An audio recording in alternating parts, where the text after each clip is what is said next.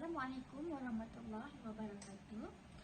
Nama saya Nurul Akilah binti Husni dan nombor matrik saya A19A0715. Di sini saya akan menerangkan mengenai punca COVID-19 yang menyebabkan pengangguran pekerjaan dan akan menjejaskan masa depan mahasiswa dalam pencarian kerja. Seperti yang kita ketahui, wabak COVID-19 akan menjejaskan pelajar untuk belajar secara fizikal di mana-mana universiti atau di sekolah-sekolah. Dan apabila hal ini berlaku, mereka hanya boleh belajar secara atas talian dan akan menyebabkan kemahiran berfikir, kemahiran berinteraksi mereka akan kurang. Ini kerana mereka hanya belajar teori dan hanya mendengar penjelasan daripada pensyarah atau cikgu di laman seperti Google Meet, Zoom. Oleh itu, kita sebagai pelajar tidak boleh berinteraksi. Kita tidak ada platform lain untuk berinteraksi dengan pensyarah atau guru. Dan ini akan menjejaskan apabila kita habis belajar, dia akan menjejaskan kita untuk mencari kerja. Sebagai contoh, apabila kita pergi mana-mana syarikat untuk interview, kita kekurangan idea atau kekurangan soft skill yang perlu kita gunakan dalam universiti atau sekolah. Tapi disebabkan COVID-19, kita tidak mempunyai ilmu soft skill. Dan ini akan menjejaskan pencarian kerja suatu masa nanti. Ini sahaja penjelasan daripada saya. Sekian, terima kasih. Assalamualaikum dan salam sejahtera. Hari ini saya akan membentangkan cadangan bagi menyelesaikan masalah impak COVID-19 yang menyebabkan pengangguran pekerja dan menjejaskan masa depan mahasiswa dalam pencarian kerja. Cadangan yang pertama iaitu pakej rangsangan latihan 2020 yang diumumkan melalui Prihatin 2020 bagi menangani kesan COVID-19 kepada pasaran buruh. Melalui program ini, kerajaan telah memperuntukkan sebanyak 100 juta dalam bentuk grant untuk membuat latihan kepada para pekerja.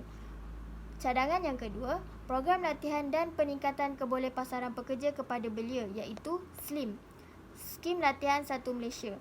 Namun, Skim Latihan Satu Malaysia telah dijenamakan semula kepada Program Latihan Profesional dan Pendidikan untuk Pembangunan Usahawan. Melalui program tersebut, para graduan baru dan belia dapat meningkatkan kemahiran mereka. Sekaligus, mereka juga dapat meningkatkan pengetahuan tentang alam pekerjaan yang sebenar. Cadangan yang ketiga, kerajaan boleh melaksanakan sistem sokongan atas talian. Melalui sistem ini, sedikit sebanyak dapat membantu para belia dan graduan baru untuk mendapatkan maklumat dan membuat permohonan bagi mendapatkan pekerjaan. Antara sistem sokongan atas talian yang terdapat di Malaysia adalah Indeed, Jobstreet dan Mahu Kerja.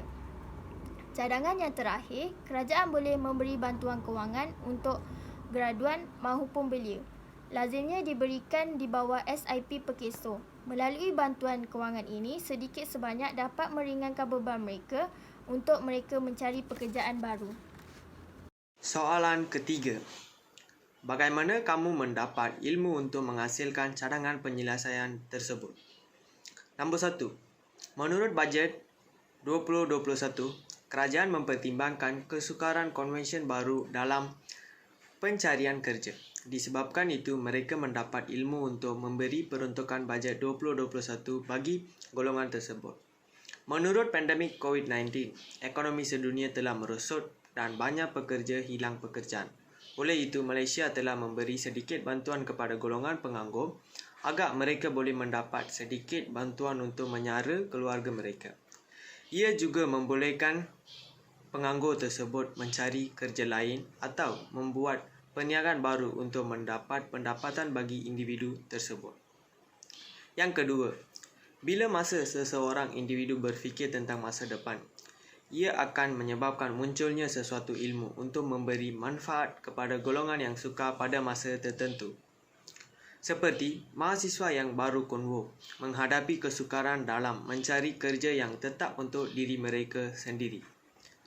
Ia akan menyebabkan mahasiswa tersebut untuk mencari jalan alternatif bagi masa depan mereka. Hal ini akan menyebabkan munculnya idea baru dalam dunia revolusi industri 4.0 ini. Masyarakat juga perlu mengambil inisiatif untuk memberi motivasi kepada golongan penganggur. Yang ketiga, masyarakat dapat memberi kekuatan kepada mereka yang berusaha dalam pencarian kerja baru. Masyarakat perlu memainkan peranan yang penting dalam memberi ilmu kepada penganggur untuk berfikir matang tentang masa depan mereka.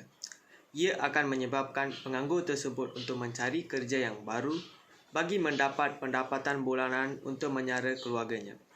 Terima kasih.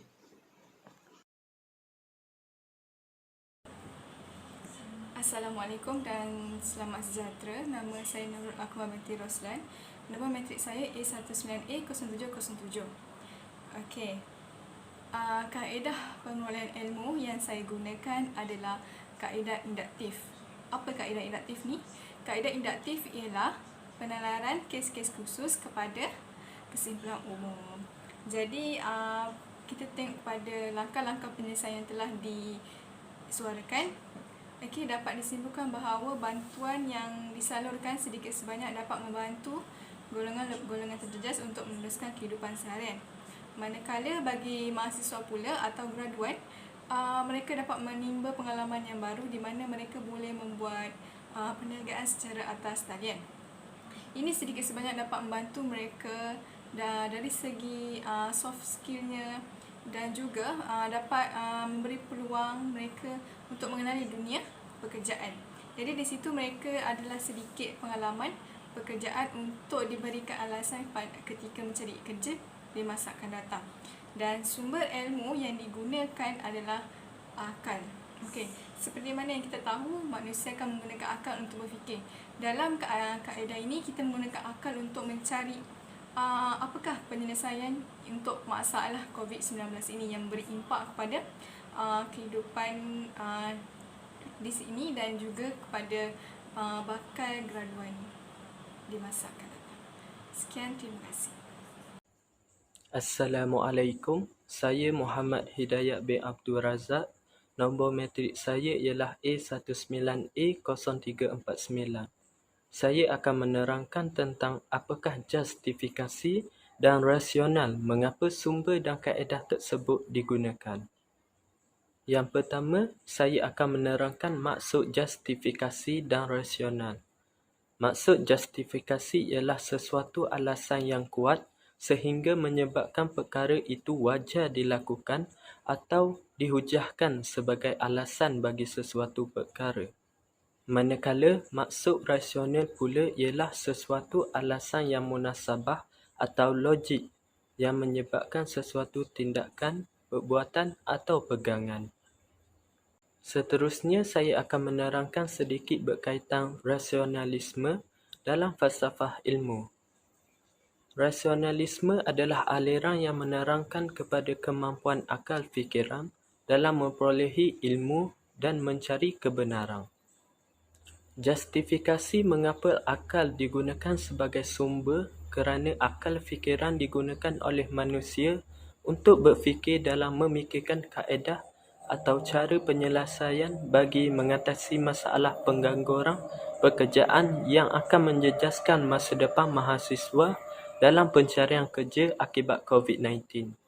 Dan rasional mengapa kaedah induktif digunakan kerana kaedah ini dapat membantu golongan yang terjejas, mahasiswa atau graduan dalam mencari pekerjaan pada masa depan. Jadi, sumber yang digunakan adalah akal dan kaedah yang digunakan adalah kaedah induktif adalah wajar digunakan kerana sangat berkesan bagi mengatasi masalah ini. Assalamualaikum, saya Haikal Firdaus bin Hazman, nombor matrik A20B1354. Saya ditugaskan untuk membuat kesimpulan tentang impak COVID-19 yang menyebabkan pengangguran dan menjejaskan masa hadapan mahasiswa dalam pencarian kerja. Jadi jelaslah COVID-19 ini memberikan impak atau kesan yang buruk kepada negara. Akibat daripada COVID-19 ini, kadar pengangguran dalam negara meningkat secara mendadak. Hal ini tentu sekali akan menyukarkan lagi mahasiswa untuk mendapatkan kerja di masa yang akan datang. Walau bagaimanapun, sepanjang PKP ini, kerajaan telah melakukan inisiatif untuk membantu masyarakat untuk menjana pendapatan. Antara inisiatif yang telah dilakukan oleh kerajaan adalah seperti kerajaan memberikan bantuan kepada masyarakat, kerajaan membuka peluang pekerjaan kepada masyarakat, dan kerajaan juga telah menggalakkan masyarakat untuk bekerja di atas talian atau berniaga di atas talian. Jadi jelaslah inisiatif yang telah dilakukan oleh kerajaan ini akan menjaga kestabilan ekonomi di dalam negara. Namun masalah penularan COVID-19 ini tidak akan dapat diselesaikan sekiranya hanya satu pihak sahaja yang memainkan peranan. Masalah COVID-19 akan dapat dibasmi sekiranya masyarakat akur dengan perintah yang telah diberikan oleh kerajaan. Contohnya seperti penjarakan sosial, memakai pelitup muka dan sebagainya. Jadi semua pihak mestilah bertanggungjawab memainkan peranan masing-masing. Saya berharap semua pihak dapat menjadikan wabak COVID-19 ini sebagai satu hal yang mudah untuk kita tangani agar negara dapat kembali bersaing dari segi ekonomi, politik dan sosial. Semoga wabak COVID-19 ini tidak terus menular agar masa hadapan mahasiswa lebih terjamin.